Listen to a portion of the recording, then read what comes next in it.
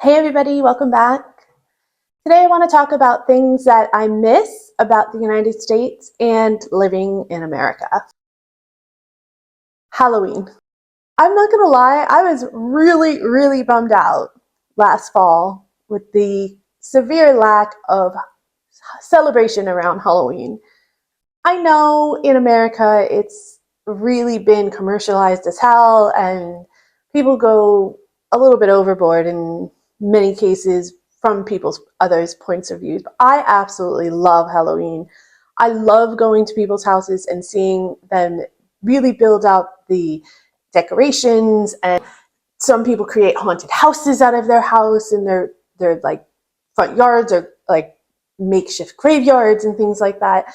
And people get really into it. There's always parties that you get dressed up and go to. All of the kids really enjoy it. They're having little parties at school and trunk and treats things at people's homes, and events for certain organizations like churches and schools and stuff, and then fundraising for them. And it's just a lot of fun. There's always a lot of decorations. There's always something new and fun. And in America, you even have a store called Spirit Halloween, which is like a pop-up store that only comes around Halloween, and it sells Halloween costumes and decorations.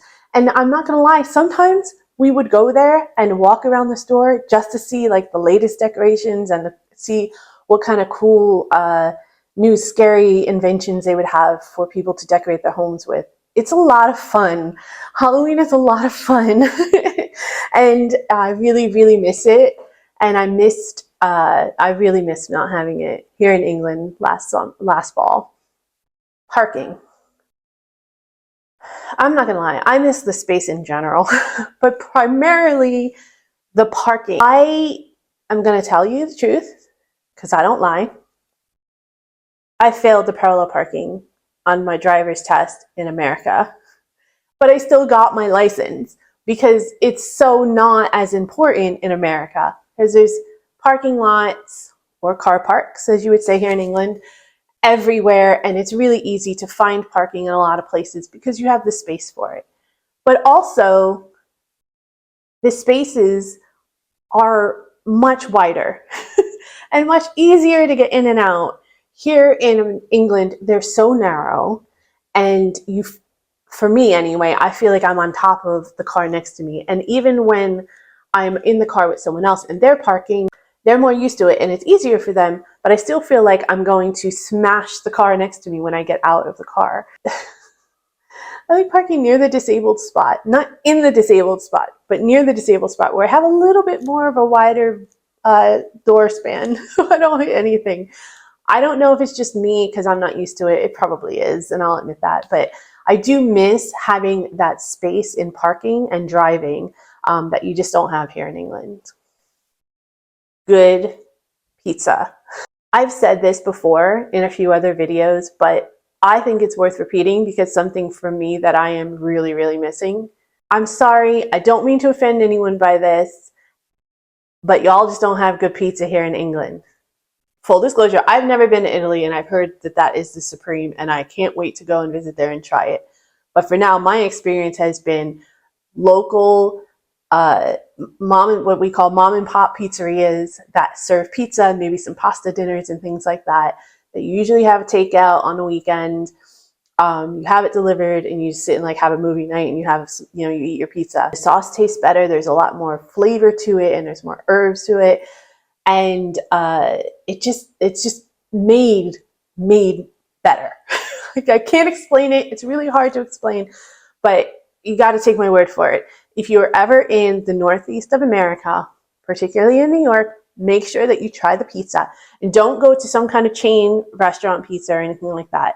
Go to a local Italian place or a mom and pop shop. It's usually a family-run establishment, and either them or their grandparents or somebody has emigrated from Italy, has their own recipe for the sauce and everything, and it is to die for. It's so worth it, and I really miss it. Not having to translate things in my head.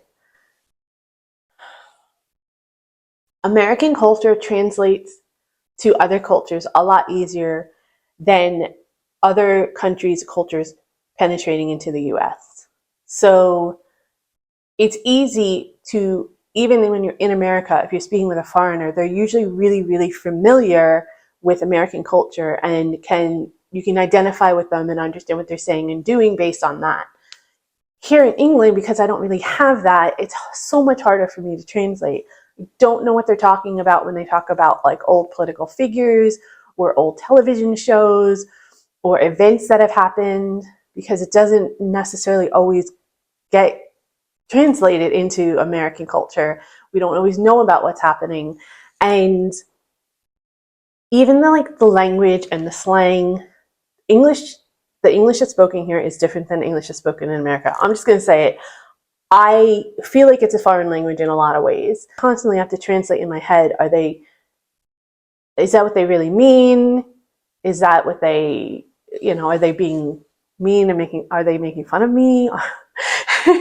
Which is usually the case. Or are they just, am I just not understanding them? Or is the tone, I'm taking the tone wrong because that tone would mean something different in America. I have nothing but respect for people who go to another country and there's a completely different language. I have no idea how y'all do it. It is really, really hard. Or people that were raised, with English as a second language, or any, if you're raised with English as a first language and you're in France or a different country and you need to learn that language and you can converse. I have so much respect for y'all. This is hard enough for me, and it's based all in the same language, and it's still really, really difficult for me. And I do miss not having to translate things in my head with every single conversation that I have.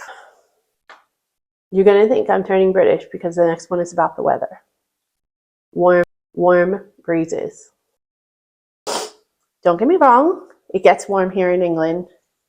There are days when it's really hot, and the sun feels amazing. But your breezes are still cold. I completely understand why. I know that your breezes are a little bit warmer than most countries in this. I think someone said on this, not on a fault line. What is it called? On the longitude line? In the hemisphere? I don't know. Anyway, I know that you get a lot of your weather from the Arctic, and it kind of combines with some of the Gulf Stream weather, and that's how you get your erratic weather patterns. But the breezes here are always chilly. It's never a warm breeze. And I really, really miss that, because you can have just a pleasant day and there's nothing going on. It's not even raining and it's really, really nice. But then that breeze hits and the chill just gets right through you to the bones. And for someone like me that's just not used to it, it's just, it makes me cold almost right away.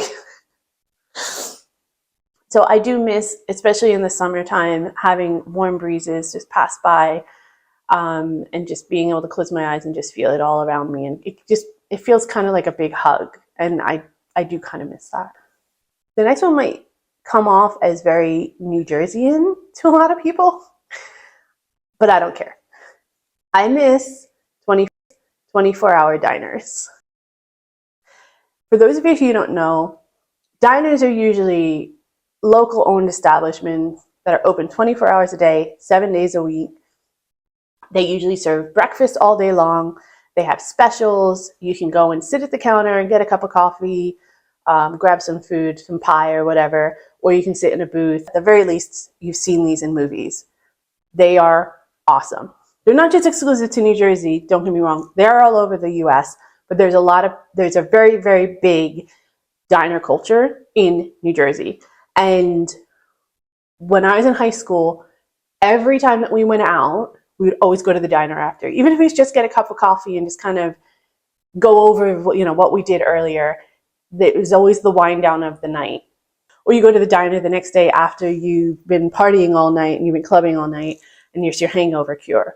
Or you go as a family on a Sunday and you have brunch after church, or you just go and have brunch because, like in my family, we just woke up and we didn't feel like making breakfast, so we went out. It's just, you always get a lot of food. It's comfort food, and it's just an atmosphere that you don't have anywhere else, especially here in England. And I do miss it. I'm not gonna lie. I just miss having that comfort food, and I miss having that 24/7 7 access, and I miss being able to go and get scrambled eggs any time of day or night with some pancakes or a nice big waffle or something like a tuna melt or a Happy Waitress or disco fries or a milkshake and fries with gravy. I know you guys can do all of that stuff here, but it just doesn't taste the same. It's something I do miss. I don't think my hips miss it as much. I think my body definitely is happy that I don't have that at hand, to be honest with you, because it's not always the healthiest food, but I loved it, and I do miss being able to just go there and even grab a cup of coffee and just have a chat with my partner or with a friend and just shoot the breeze. And that is something that I'm so missing. The last thing is something that I don't think I'm ever going to be completely settled on. I think it's always going to be something that is challenging for me. I miss the optimism. Don't get me wrong, English people are generally happy-go-lucky, they're relaxed, they're good to have a laugh, they're always going to, make a joke about society or themselves or you, and that's really fun to be around, don't get me wrong. But overall, you're a very pessimistic culture. And I'm just come from a culture where, yes, things can get better, things can you can do better. If you work hard, you can achieve something. And yes, I understand that in a lot of cases it's not necessarily always true, but that mentality and that thought process is rampant in America, and a lot of people just live by that optimistic point of view that things will always get better. Here, they actually have a phrase that says, "It's the hope that kills you." If that's not indicative of the pessimistic culture here in England, I don't know what is. And so many English people will just look at the bad side, say that the cup's half empty, expect disappointment. And I'm not necessarily saying it's a terrible way of life or even a bad way of life or anything like that. I'm not judging it at all. I'm just saying that from someone who has just been grown up in a very optimistic and glasses half full culture, it wears on you after a while. And I do just miss having people around that are just a little bit more positive in general and a little bit more gung-ho about thinking that we can make a difference or thinking that we can, find something good or looking for the silver lining in general. It's just really difficult for someone like me who is an optimistic person to be around constantly. So I do miss that very, very much about America.